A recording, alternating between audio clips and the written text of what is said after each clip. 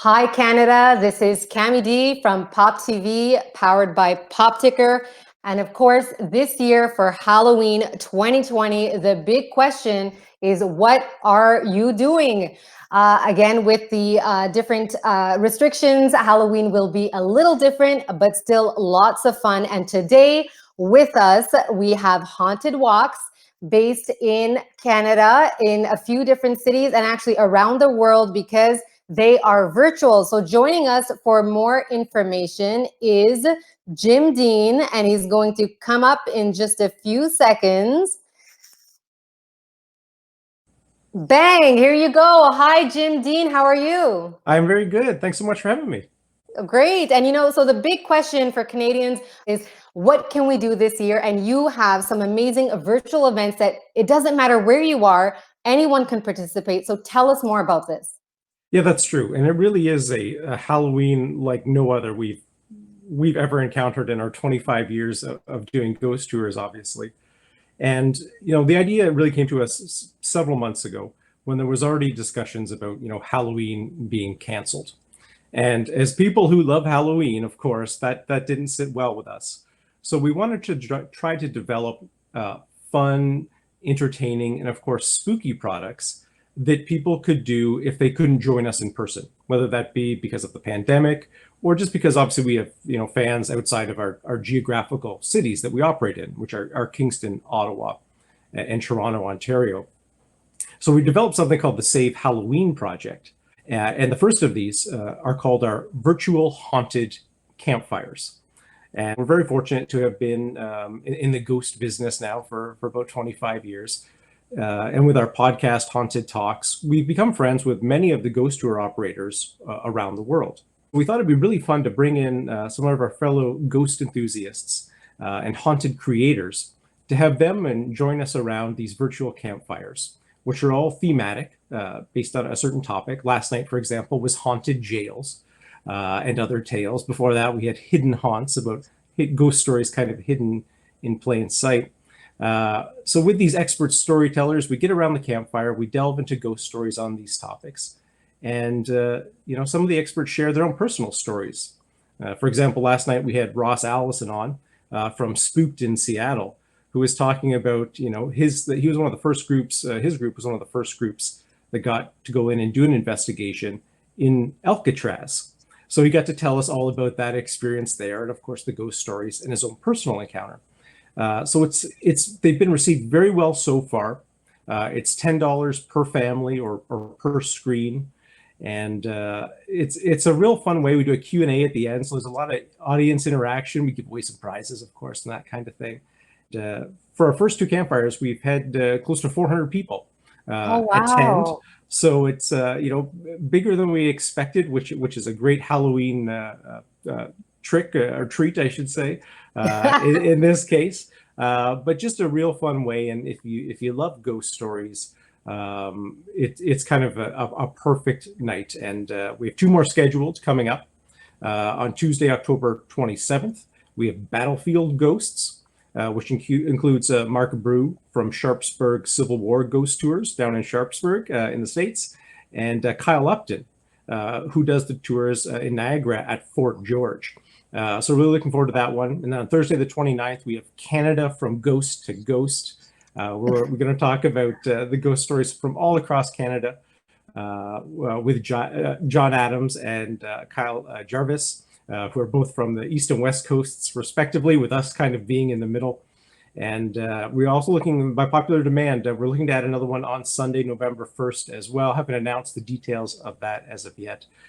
Yeah, absolutely. And I think it's a fantastic idea. I know for myself, I mean, here, we celebrate and we spotlight, different events across the country, but I've been getting so many inquiries about, what can we do this year for Halloween? So I think that's an amazing idea. It's something that's so affordable. I mean, for $10, and every Canadian could participate and enjoy these stories. I really find it fascinating. And so you also mentioned that, I mean, besides Canadians joining in on the fun, you have users coming in from around the world, right? So tell us more about that. Yeah, that's right. And many of the ghosts, well, the ghosts come from around the world. So do the guests. For example, last night we had on some folks from Australia, as well as one from the US. Before that, we've had on Australia. And of course, many of these ghost tours have their own kind of followings in their own countries. So, we're kind of bringing all of our audiences together. So we had folks last night from the States, from Australia, from UK. There was one, I forget what it was, some from some very far-flung destination you would never have expected to join us. So it's fun. And when you find a group of people who have a similar passion and interest, there are very few things that are as kind of, invigorating and to get into. So it's been incredible to see people from around the world. Yeah, no, that's really, really cool. So, I mean, I think that's a fantastic. Again, so Canada, if you're looking for something to do, you can join virtually and have an amazing activity for $10. I mean, that's fantastic. And I really find the ghost stories, I mean, it's so interesting, right? You have subject matter experts, like you said, from Alcatraz, who worked or did some research there, and sharing ghost stories from across Canada. I mean, super cool. One of the other things I also saw, I know that because you do have some, bricks and mortars in Toronto, Ottawa, and Kingston. So are you still doing the bubble tours, or that's really, really fascinating as well? Yeah, and the bubble tours, of course, were our answer to kind of being able to socially distance groups on the tours. So we do take groups of up to 12 from a maximum of 3 households on our bubble tours, which are in Kingston, Ottawa, and Toronto. So very small group experiences, different from the usual, up to 24 people we would normally be taking at this time of year. So it's another kind of, bonus side effect of everything going on is that folks who join us are getting a real small group private tour kind of experience. And people have been very excited and having a lot of fun with those. We are getting very, very close to being sold out, of course, having much smaller capacity than we normally do. So there's just a few tickets scattered around here and there before Halloween. And of course, tickets can be purchased, or information about our virtual events can be found on our website, hauntedwalk.com. But we are extending, because of the circumstance, we're extending our kind of main schedule deeper into November to allow opportunities for folks who can't get tickets or want to come when it's a little less busy, that kind of thing. We'll have some more opportunities to do so. So still doing some in-person tours and experiences, but also bringing in these new virtual products as well. Oh, that's really, really cool. I love it. And another thing, I mean, I love Haunted Walks Instagram. Listen, Canada, if again, you're looking for ideas or just, getting into the Halloween spirit, you got to check it out. So I found a few really fun things. You have, for the adults, of course, some cocktail recipes, inspired with Halloween themes. So, I mean, you have a lot of wonderful stuff on Instagram. I also saw a post, you have a podcast, right? So tell us a little bit more about that as well. Yeah, we do have a podcast. I am the host of that podcast. It's called Haunted Talks. And we really explore kind of the ghost stories. We had a new episode out this morning, actually, just came out, was up late last night. You got on the screen there our one we had last week, which was about Mount Hope Cemetery, which is kind of Stephen King's home cemetery, if you will. While he was going to school nearby, he would often go there to get the ideas or inspiration for his books. And kind of a few of his key characters, Georgie and Carrie in particular, if you know the Stephen King library, they're from headstones in that cemetery. So we kind of, we do a little kind of walking tour almost of the cemetery as we go. And then today's episode is a kind of an in-depth look at Edgar Allan Poe's classic, The Raven, which is so fun to tell at this time of year. And made famous for our generation, perhaps, on The Simpsons, one of the Treehouse of Horrors episodes. So yeah, the podcast is a really fun way, a lot of storytelling, a lot more time than we have in a blog post or even on tour to kind of go more in depth and unfold the story and see the different layers that are going on. So we have a lot of fun with the podcast, Haunted Talks, and that's available on our website as well, or certainly anywhere you get your podcasts by searching for Haunted Talks. Wow. So there you go, Canada. Tons of ideas to get your Halloween fix this year. And Jim Dean, I mean, I simply love it. I grew up reading, Stephen King, and I love it because it's Halloween. Yes, it's, a fixed time, but there are so many enthusiasts, when it comes to, this genre, whether it's, horror or ghost stories or, history. It kind of combines these fascinating, themes. So But I do have to say, Yeah. if we do have some viewers who are really into having kind of that spooky experience, who are kind of missing maybe going to their haunted houses right now and those kind of things, we do have our other digital product, which is called the Haunting at Home.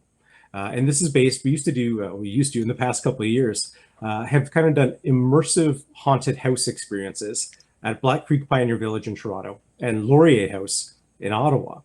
And during those experiences, we often have people conduct kind of some experiments in these very haunted locations. Well, earlier when the pandemic struck, there was a lot of news articles about how people were observing a lot more paranormal activity than normal in their homes. So we thought, is there a way we could test this to see if hauntings are much more common than people think? And can we create something that's really fun, kind of in the vein when you were, a kid of playing Bloody Mary in the mirror, or maybe playing with a Ouija board a little bit? So the Haunting at Home, you basically just need one or two people, up to a group of maybe 6 to 8. And you're just together in your home. You're going to turn off the lights, light up your candles. And it's an audio product where your host, myself, will lead you through a series of 6 experiments, which may turn up things you had never considered about your home, some of the objects in them, or of course yourself, as we play a huge role in our own ghost stories. So if you're looking for kind of a spooky experience to do this weekend or next as we get close to Halloween, I'd certainly recommend the Haunting at Home, which we're offering. And one of the funnest parts for me, of course, is I'm compiling all that data as we go. So we've had over 120 experiments conducted so far. And right now, as it stands, 75% of those groups are reporting spooky activity, which is much higher than we anticipated. So we're eager to have more people try it, have the fun experience of it, but also a little bit of kind of the scientific process of figuring out, our hauntings much more common than we think. Wow, that is so a lot of fun, really interesting. Sounds great, Jim. And actually, because I'm based here in Ottawa, I'm curious. Has there been? I mean, what is the most cited location for sort of these ghost sightings? I'm just curious to hear from you. Yeah, it's always hard to pick, and it depends, I think, partially on personal experiences that you've had. And I've been, I guess, fortunate or unfortunate to have experiences at kind of, I would say, Ottawa's 2 most haunted sites. And that would be the Bytown Museum down by the locks of the canal between Parliament Hill and the Chateau Laurier, or the Ottawa Jail Hostel on Nicholas Street. The jail, I would say, is probably the place where, I felt the most uncomfortable a few times, or like genuinely scared. And during one of my first years as a tour guide, way back when, we used to actually use real candles in our lanterns at that time. Since then, we've become more environmentally conscious and don't use the real candles. But, we'd be outside in the rain, the sleet, the snow with these candles. They would never go out. And Wow. when I was leading groups through death row there, we would often go into cell number 4, which is the spot where Patrick Whalen, who was the man who was executed for the assassination of Thomas D'Arcy McGee, a father of Confederation here in Canada, the spot where he went right before being taken to the gallows. And when I'd gone in there with groups, my lantern had either gone out completely or kind of just died down to a real kind of faint blue. So I was up there Wow. one day with a group, I think they were grade 7 or grade 8s during the day, and I told them what had been happening to me, and proposed we do a little experiment, and we'll all watch the lantern and kind of walk into the cell. And I convinced their teacher that she should be the one to lead us in. And she was actually pretty cocky about the whole thing, pretty confident. And I handed her the lantern, and we all lined up behind her. And as soon as she crossed the threshold of that cell, candle goes out. She No starts screaming. The way. kids are all screaming. Wow. I'm trying not to scream. And, we managed to convince ourselves or the teacher managed to convince herself that it was the wick in the candle that had burnt out. And, I said, well, I don't think so, because it was a brand new candle like 25 minutes ago.